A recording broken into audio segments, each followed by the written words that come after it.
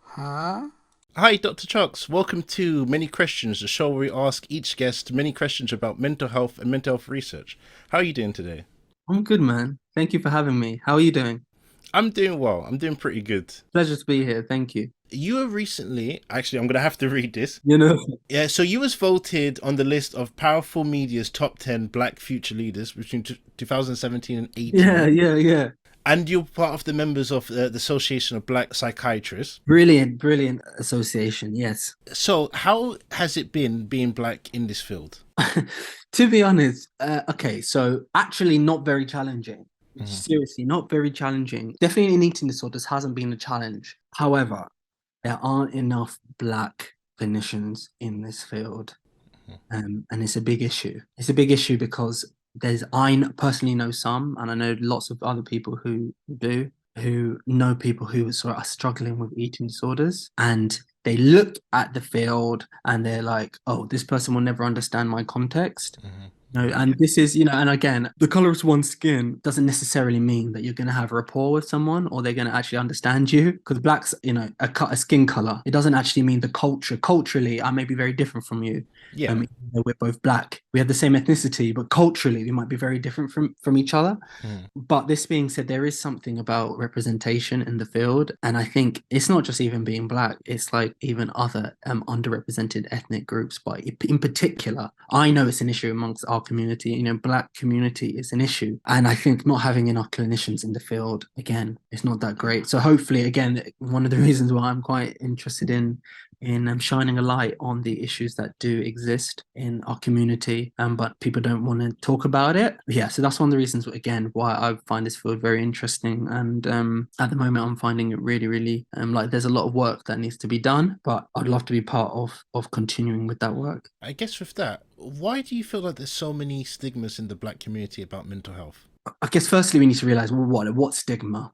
Hmm. What stigma? Stigma is misinformation. Or sorry, stigma can stem from misinformation, can stem from lack of education, can stem from lack of understanding. But in particular in the black community, you look at the history. And actually there was a recent race report, which you may have read. We won't go into that because the shortcomings were monumental, but we won't go into it. Hmm. But one of the things they did say in that recent race report was, yeah, it's true. Like they're very clear that the black community has had an unfortunate history with the mental health services. The trust is gone.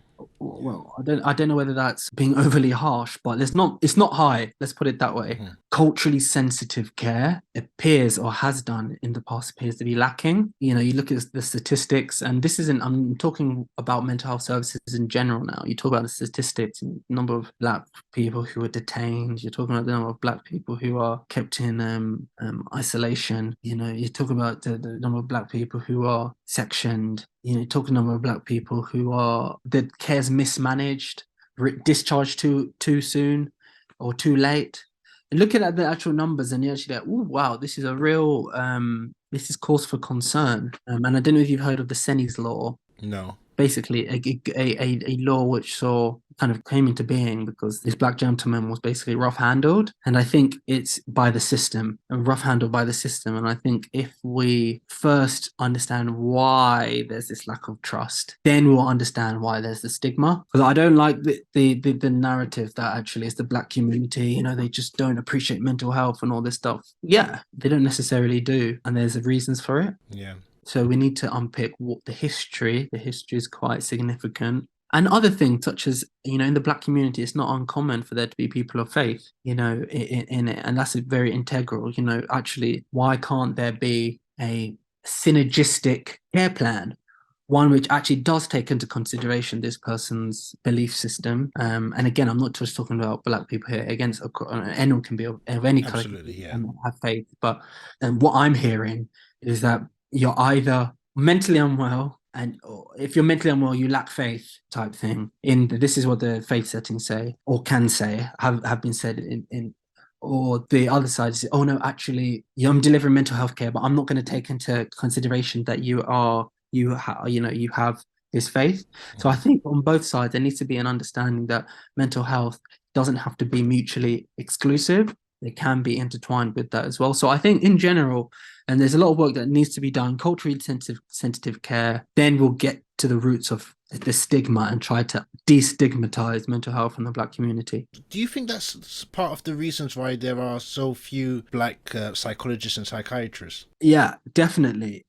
Definitely. It's not, growing up, it wasn't, although my parents were really chilled with it, but, it's not one of the things that you would be pushed into necessarily, psychology and mental health. People don't talk about it as much. I think the numbers in psychology are worse than psychiatry. What's particularly interesting is British born Black psychiatrists is actually very, very low. So that's fascinating in itself. Like we can drill into the reasons for that, but I think in general across the board there are, as you mentioned, there's low numbers in psychology in terms of Black people, and the same in psychiatry, which is again why, like you mentioned, I'm part of the Association of Black Psychiatrists. It's really funny to say that. I actually studied to be a psychologist. No, did you? Yeah. Mate, your course, how many people in your course were firstly male? That's funny, actually. Not many. So what were your numbers like? How many people in the course altogether? I would say if I have to put in like a percentage, I would say maybe about.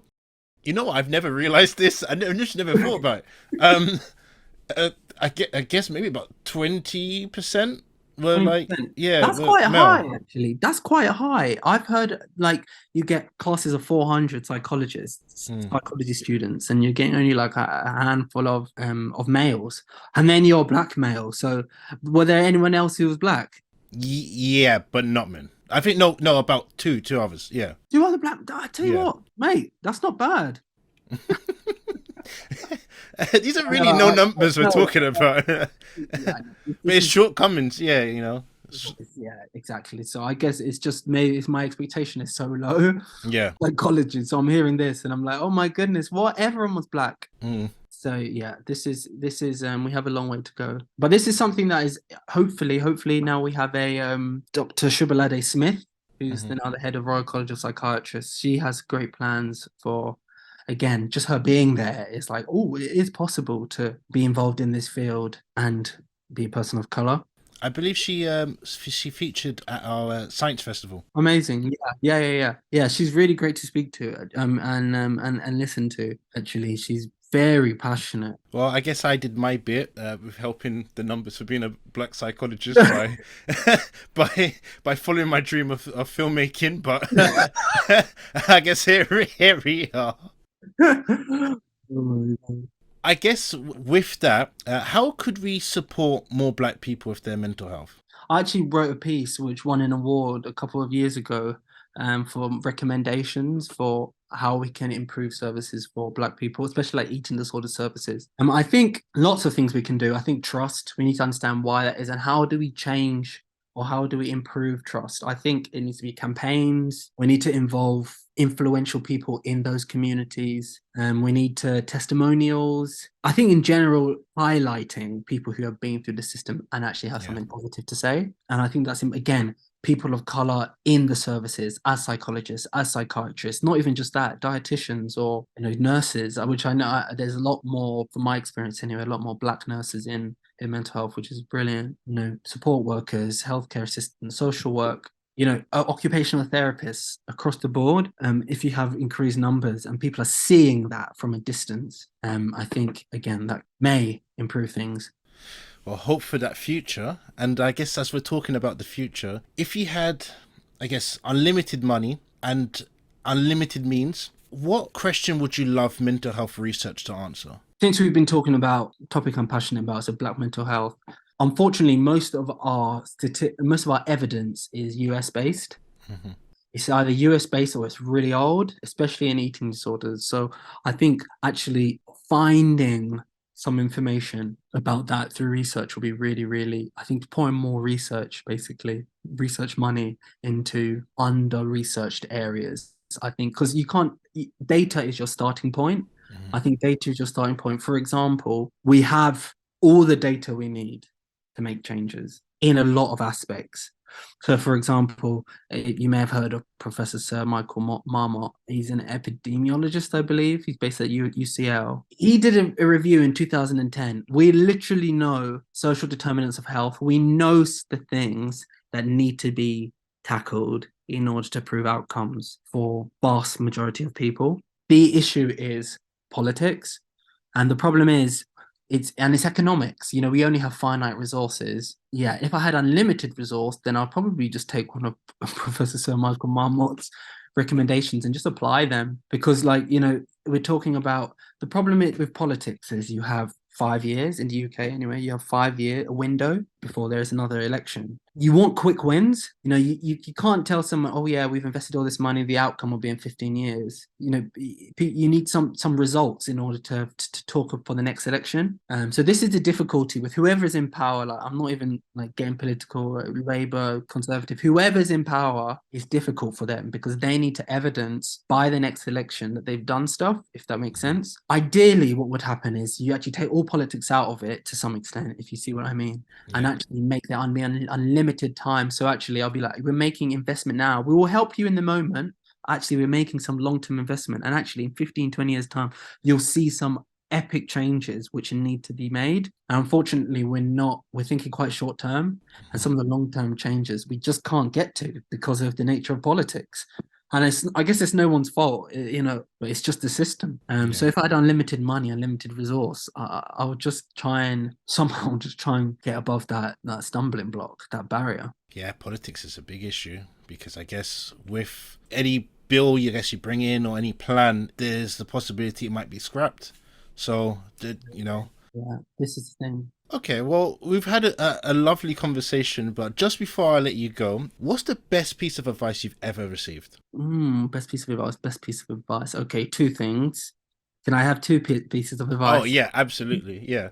All right, the first one is to glean from the reapers. That's like my favorite piece of advice, I think, by like joint top two. Like glean from the reapers. So what that actually means is learn from the people who have gone before you. So back in the olden times, they used to be reaping, you're taking all the harvest and stuff. They used to drop bits and bobs, and there used to be people who had a lot less money behind them, picking up the scraps from the people who were going ahead of them who were harvesting. And I think there's something quite powerful with that, you know, actually learning from someone who's been ahead of you, picking up scraps so you don't necessarily have to go through what they've been through. Or if you do, not to the same extent. So that's one thing. So you know, whenever I'm in places, I do try and just learn, even from someone who you feel like you don't necessarily learn from. Secondly, is to be unbusy. Someone who I used to be quite close to, used to mention about being unbusy. So being busy, it's good to be busy, but actually unbusy means at any point in time, someone might come to you with an issue. Your friend might come to you crying. Have you created that margin to be able to stop what you're doing and attend to them? And I think that's really important. Sometimes we're quite so focused on ourselves and our career or whatever the situation happens to be that we forget to be on busy. So Yeah. it's okay to be busy, but create some margin. And which was ironically the same message we got for our wedding. Yeah, how it's important to create margin for our spouse. That's great. I love that. I love that. Um, yeah. Did you say glean from the Glean from reapers? the reapers, yeah. So Oh, glean, collecting, gathering. yeah. I guess that's perfect for like research because it's always building on other people's research and to make something even better. Yeah. 100%, that 100, that is exactly it. You know, you don't live as an island. You haven't just appeared. So many brilliant, bright minds who are enthusiastic have gone before you, very clever people. And yeah, it's adding to things that they've already added to. Well, Dr. Chucks, it was amazing talking to you. Could you tell the people like how to reach you? Yeah, so I'm probably most active on Twitter. Is Doctor, so DOCTOR underscore Chuks CHUKS.